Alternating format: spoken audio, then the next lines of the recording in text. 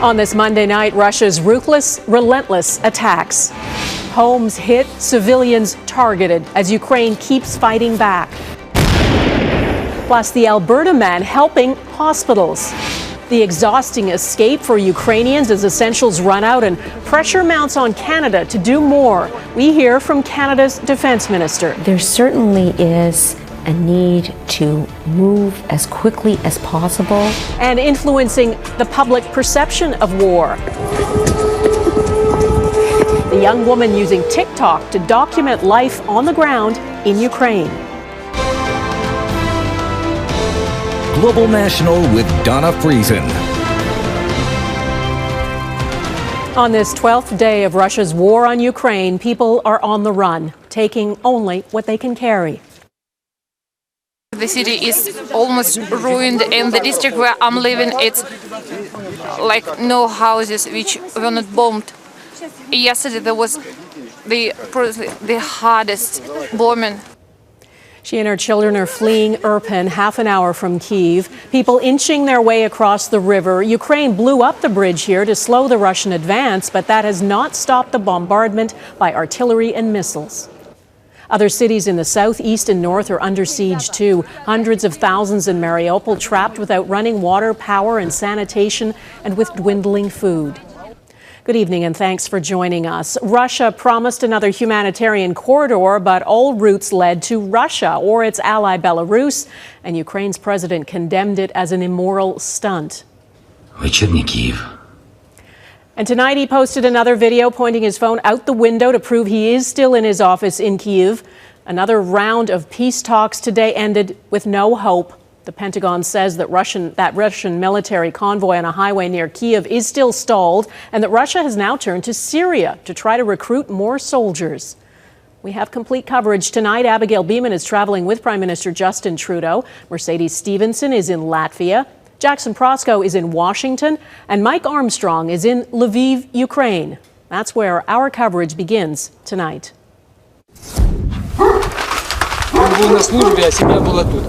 Russian shelling is leaving death, destruction, and disbelief. This is a village about 20 kilometers north of Kyiv. The fighting is outside the village, but local residents say Russian missiles have hit homes repeatedly.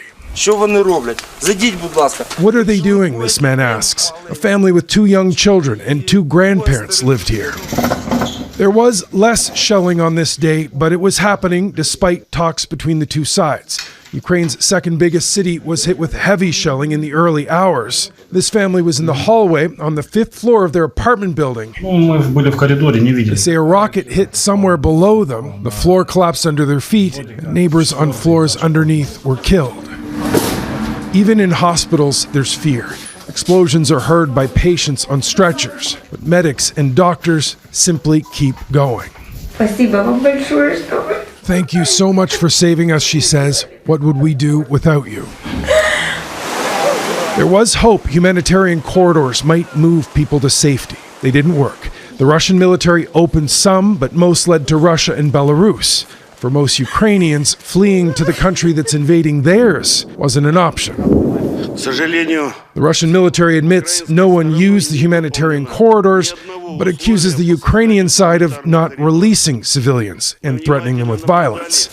The Ukrainian side, meantime, calls the idea of asking refugees to go to Russia or Belarus, quote, completely immoral, and says Vladimir Putin is surrounded by yes men. What needs to be done is for President Putin to start talking, start the dialogue, instead of living in the informational bubble without oxygen. I think that's where he is.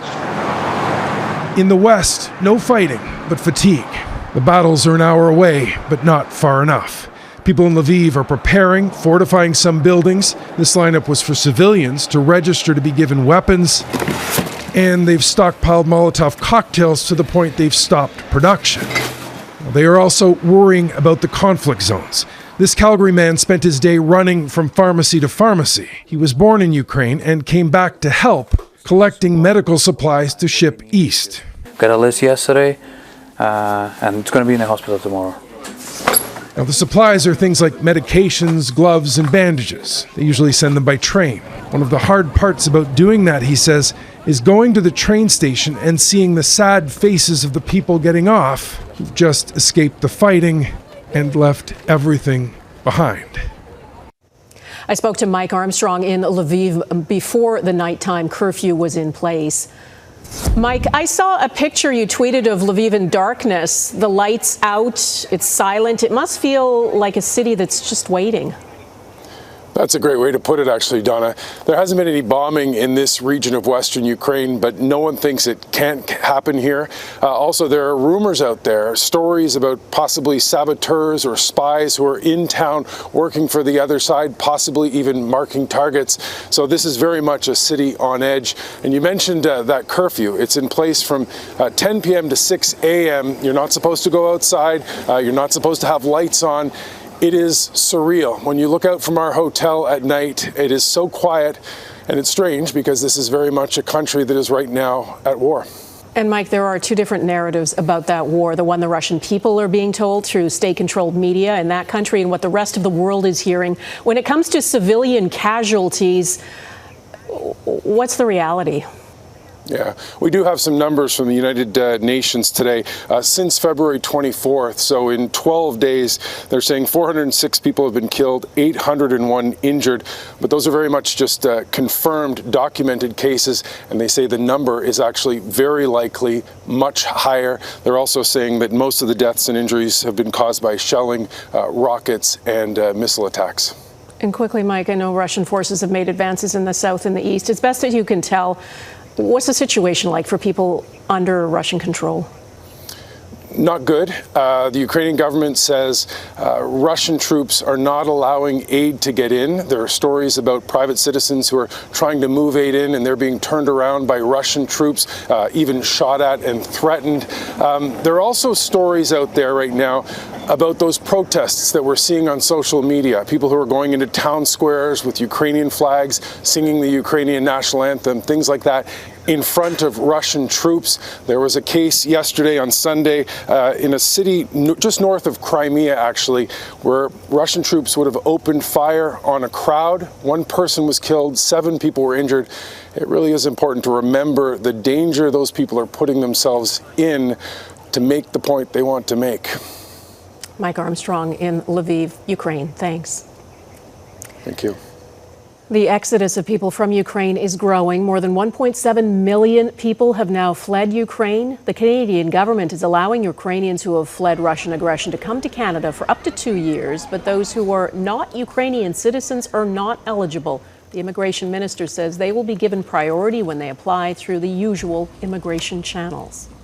Prime Minister Justin Trudeau is in the region. He stopped in London en route to Latvia. He met the prime ministers of Britain and the Netherlands, discussing what more can be done to support Ukraine and wean Europe off Russian oil.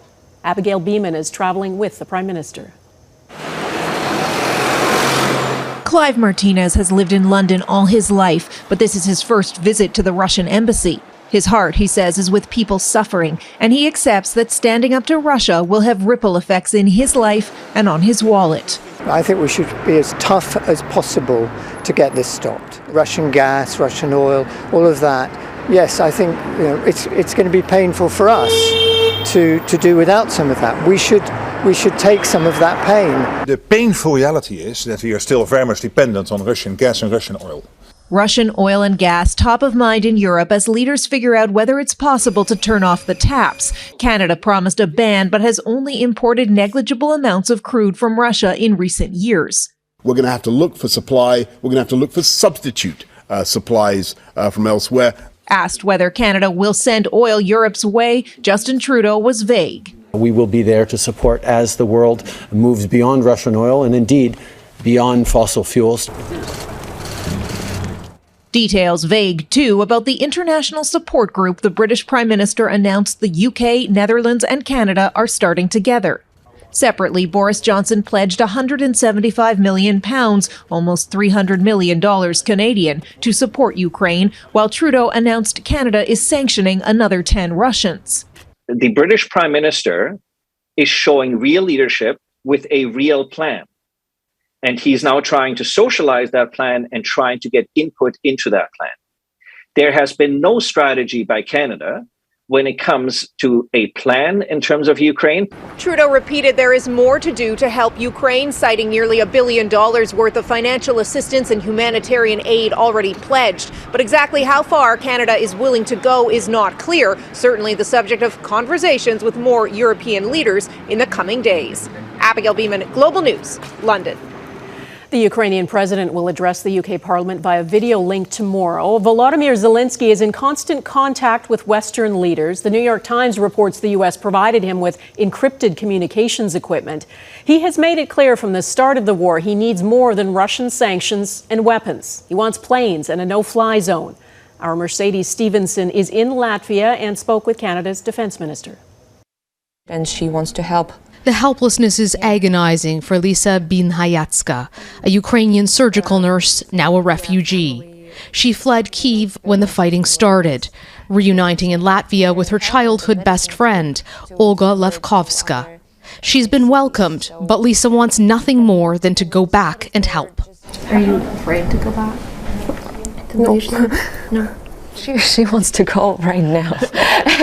I'm stopping her because I don't think that's safe, and she's definitely not going to help anyone when she's dead.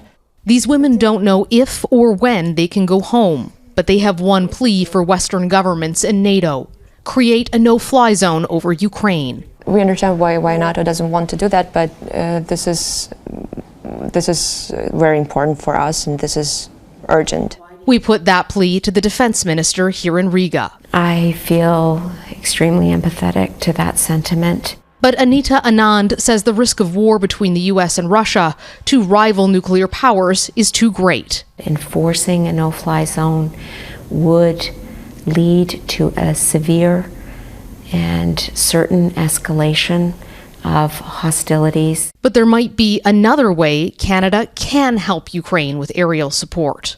This is the Bayraktar combat drone. It's been used with devastating effectiveness by the Ukrainian military. Images of its strikes can be found online and over social media. Its precision camera is Canadian-made.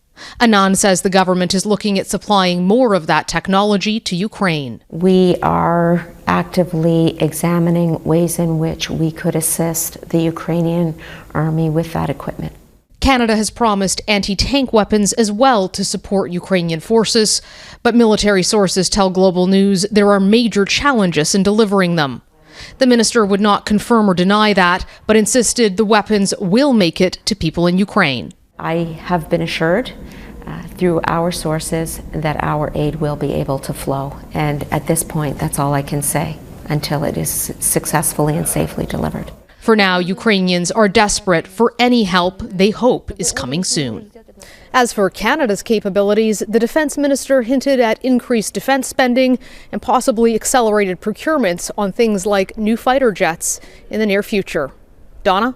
All right, Mercedes Stephenson in Riga, Latvia tonight. Thanks. Russians against the war are being rounded up on the streets. There were multiple protests in Russia yesterday. Human rights groups say more than 4,500 anti-war protesters were arrested in more than 50 Russian cities, and that more than 13,000 have been detained since Russia began this war. Ukraine's president says Russia is preparing to bomb Odessa, a strategically important city on Ukraine's Black Sea coast. Odessa is preparing. This photo of a road sign was taken by Sean Walker for the Guardian newspaper. It says, straight ahead, F off. Left, F off again. Right, F off to Russia. The weapons on the way to Ukraine coming up. Who is sending what and what are they capable of?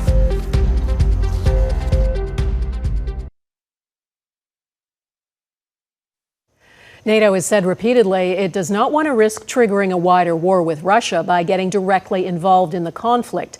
Many member countries are sending weapons, though. Here's part of what's arrived in the last week. The U.S. and NATO have sent more than 17,000 anti-tank weapons, including Javelin missiles.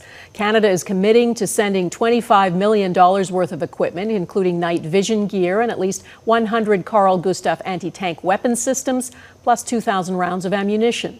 Jackson Prosco reports on what those weapons are capable of. The Allied airlift has unfolded with remarkable speed. Western weapons are offloaded at airfields in Poland and Romania. driven across the border, and delivered into the hands of the Ukrainian army and its newest fighters. Russia has come into my home, says this teacher turned soldier. I cannot stay at home when our country is in danger. There's extreme urgency to the mission. As Russian forces continue their advance, there's concern they could choke off the supply of military support. In the hands of the Ukrainian army, American anti-tank missiles have proven devastatingly effective, allegedly destroying hundreds of Russian tanks. Western anti-aircraft missiles could be used to down Russian aircraft. Body armor, helmets, and rifles are arriving too, all courtesy of NATO allies. This is going to be a long game for the West and unity, and that must stay in place. As Russia gains more ground, NATO members have only increased the frantic pace of shipments, even working on a deal to supply Polish fighter jets to the Ukrainian Air Force. There are a number of challenging practical questions, including how the planes would actually be transferred from Poland to Ukraine. And as the weapons move in, they're joined by a growing number of volunteer fighters from around the world. Basically, we're here because of the war crimes that are being committed. Ukrainian officials claim 20,000 volunteers from 52 nations have now signed up to repel the Russians. But external support is not limited to Ukraine and its allies. The Pentagon believes Russia is now trying to recruit foreign fighters from Syria, men who are experienced in the type of devastating urban combat that Russia is now inflicting on Ukraine. Jackson Prosco, Global News, Washington. This conflict is fueling a surge in the price of oil. Crude oil soared to a near 14-year high today, almost $140 US a barrel. Canadians are feeling the pinch at the pumps with record high gas prices. Today, Alberta's Premier Jason Kenney announced his province will stop collecting a fuel tax. He says the price at the pump will drop by 13 cents a litre. The Alberta government will also deliver a $150 rebate on electricity bills starting April 1st. One of the leading organizers of the so-called Freedom Convoy that occupied Ottawa's downtown core for 3 weeks has been granted bail. Tamara Leach, who's from Alberta, was released on strict bail conditions and $25,000 in bonds. She must leave Ottawa within 24 hours, stay off social media, and not allow anyone to post messages on her behalf. And she cannot communicate with other protest organizers facing charges. Love and war ahead. A Ukrainian couple gets their special day in the face of crisis.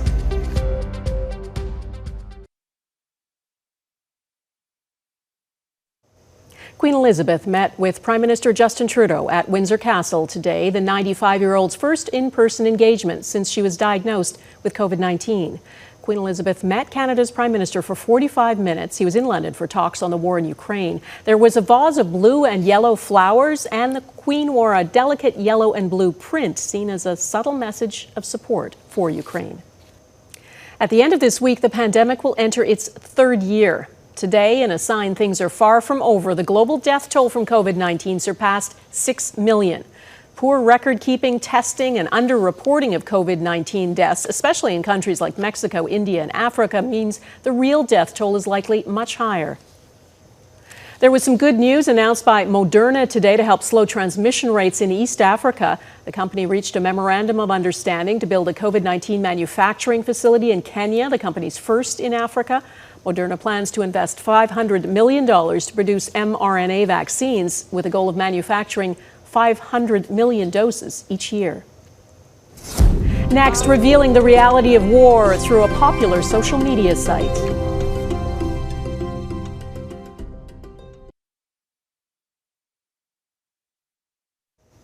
Technology has changed how wars are fought and how the public sees them. Without cameras on every phone, the world would be blind to much of what's going on in Ukraine. Now, platforms like TikTok allow information to spread worldwide in seconds. Heather Urix-West has the story of one young woman whose stories of life in war are captivating millions. 75 years ago, a teenager's diary became one of the most powerful accounts to emerge from the Second World War. Of course, the world would only learn about Anne Frank's diary and daily life under Nazi occupation after her death. But what if she and others like her could have shared their stories sooner? Does that mean we would have a different understanding of the war while it is proceeding rather than afterwards? From her home in Ukraine, Valeria Shashanok isn't keeping a traditional diary. Instead, like many people her age, she has a TikTok account, and her videos have gone viral. When you follow somebody on TikTok who's just a regular person like anybody else is a regular person, and then the next day their country has been invaded, right? And their daily life now is, look at me in this underground bunker, look at me in this empty grocery store. It makes the war real. Shashanok's videos are both shocking and familiar. A young life so entirely relatable here in Canada, suddenly upended by war. Her TikTok's now earning millions of views around the world. It's a remarkably powerful set of testimonies that everyday people are sharing. I think it's really important that these materials are being published and consumed in the middle of the conflict and not just after it's all gone. A documentation via viral dance app. It's now an accounting of history being broadcast in real time. A young woman's real life playing out amid so much uncertainty. Heather Yurex West, Global News, Calgary. And that is Global National for this Monday. I'm Donna Friesen. We leave you tonight with a sign that life and love go on, even in war.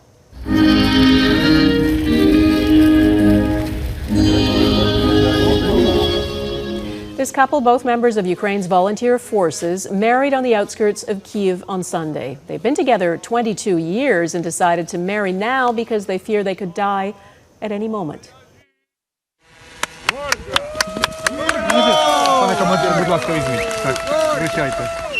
They say they'd planned a quiet ceremony, but their friends surprised them with something a little grander. Thanks for watching. Hope to see you here again tomorrow.